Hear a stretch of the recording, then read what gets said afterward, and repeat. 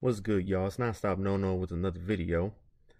First, I want to say again, rest in peace to Kobe Bryant and his daughter Gianna Bryant. Also, happy Black History Month to everybody out there, February 1st.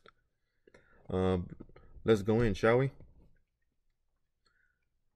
I want to start off with the undercard fight that was really exciting and entertaining.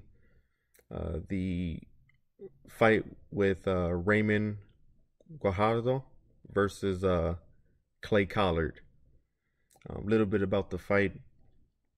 Um, I I smelled upset, man. I smelled it. Um, and it was a good one. Let's start off by saying uh, this Raymond kid is first off is just like I said, he's a kid, 19 years old. Clay Collard, 26. He's a man.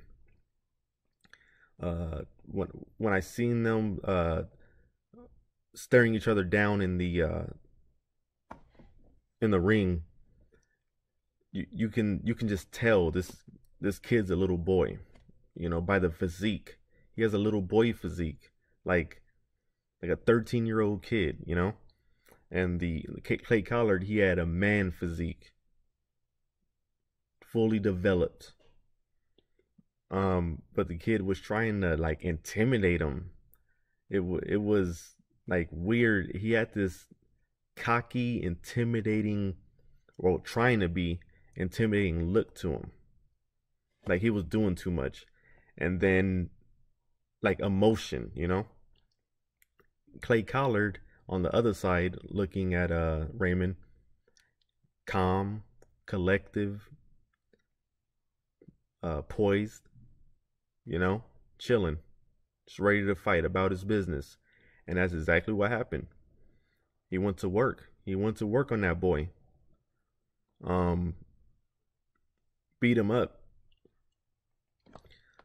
Took way too many shots to the face.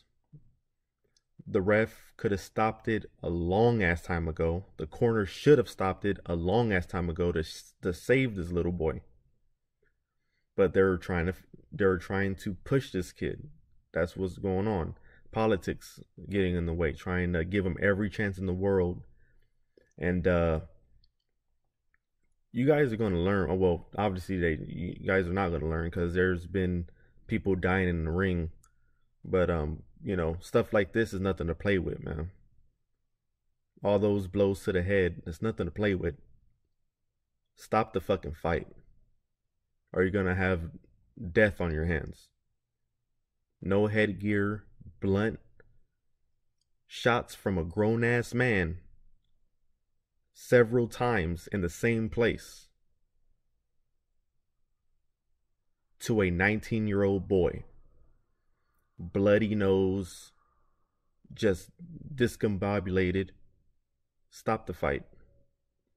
Anyways, it was like round 3 or round 2. They finally stopped the fight because they couldn't see it no more. Obviously, Clay Collard won that fight via upset, TKO stoppage. Happy for him. Hopefully, we see him soon in some other fight. Give that man some TV time. To Raymond, back to the drawing board, man. And I want to say this.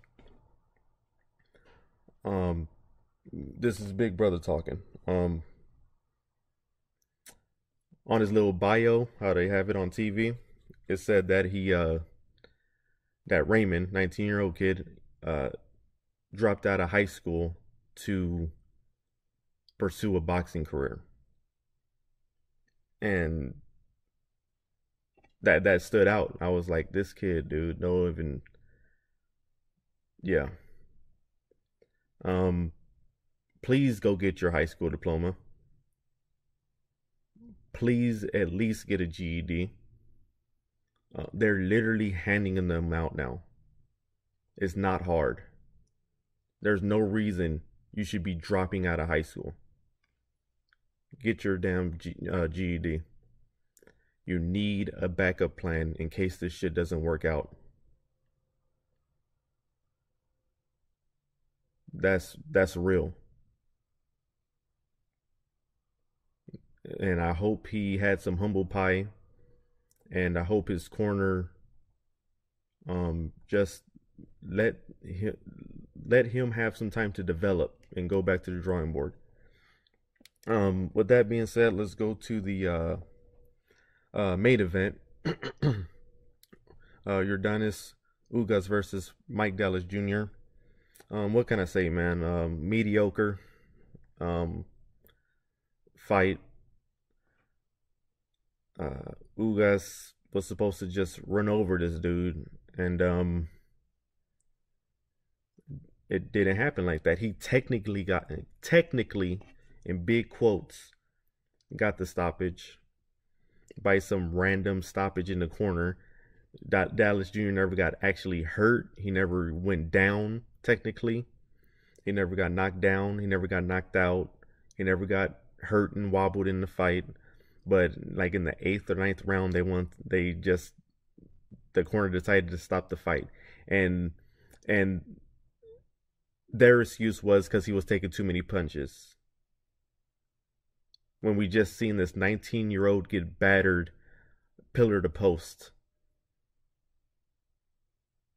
But yet Dallas Jr. took so many punches, and it wasn't the complete opposite of what that 19-year-old kid was taking in 2 rounds compared to the 8 or 9 rounds that Dallas Jr. was taking. Dallas Jr. was in pure survival mode, and to be honest, he made the fight boring, and he made Ugas look whatever. Don't get it twisted, you guys. I like Ugas. He's a good boxer. Comes forward, look like he means business. But the truth is, with the elite 147 guys, I can't give it to him. He's just not there. He's on the cuffs of being there, but he's not that elite level where the Pacquiaos, the Spences, the Crawfords, the Porter, he lost to Porter. Even Keith Thurman, those guys up there, Danny Garcia, those guys up there. He doesn't have that extra gear that those guys have. That let me dig deep and go for it. He just doesn't have that gear. Somebody like a Mike Dallas Jr. that I haven't seen in a long ass time fight, and he's outgunned and outmatched. Get this dude out of here. 6 rounds or less.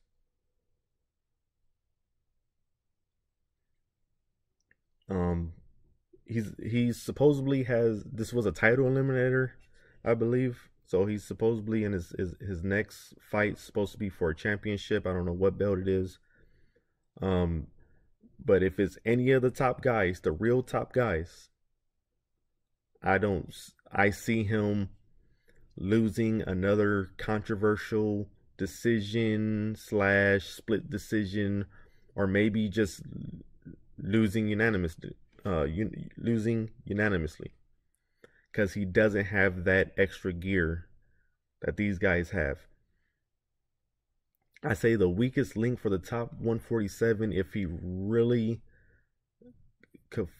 needs to fight somebody and beat him, and I have confidence of Ugas beating one of the elite guys, would be a Danny Garcia, because Danny again he doesn't have fast feet. Ugas has trouble with fast feet opponents that can box him. Yeah, I just want to see what happens next. It'll be much interesting. I want to talk about something else that came out of nowhere on the telecast as well. You guys are not even gonna know this guy. because this is how long he hasn't been fighting. They just announced that James Kirkland, the Mandingo Warrior, is going to come back in March to fight whomever, but to fight. He's coming back out of retirement or whatever. The last time James Kirkland fought, and don't quote me on this, but I'm pretty sure, I'm 90% sure, we haven't seen this guy fight on the big stage since the Saul Alvarez fight, when he got knocked out without Ann Wolf as his trainer. 2012, 2013, I believe. Again, I could be wrong if it was that long, but it has to be 5 years plus. Easy. Where in the fuck did they dig up James Kirkland at? So you know there's gonna be some bullshit they're gonna pull soon. And they're gonna put James Kirkland in with somebody soon. I don't know. That was just really, really interesting to me. Again, if you guys don't know who I'm talking about, look up James Kirkland versus Saul Alvarez, or Alvarez Kirkland, whatever. That's the guy. The record looks good. Don't get me wrong. He only has 2 losses on his record. And he has a gang of knockouts with a gang of wins. Dude is inactive. Dude doesn't have a real trainer, because every time he doesn't train with Ann Wolf, he loses. So I don't know. It's really interesting what's going on. Anyways, guys, that's all I got. Like, comment, subscribe, the whole 9. Deuce.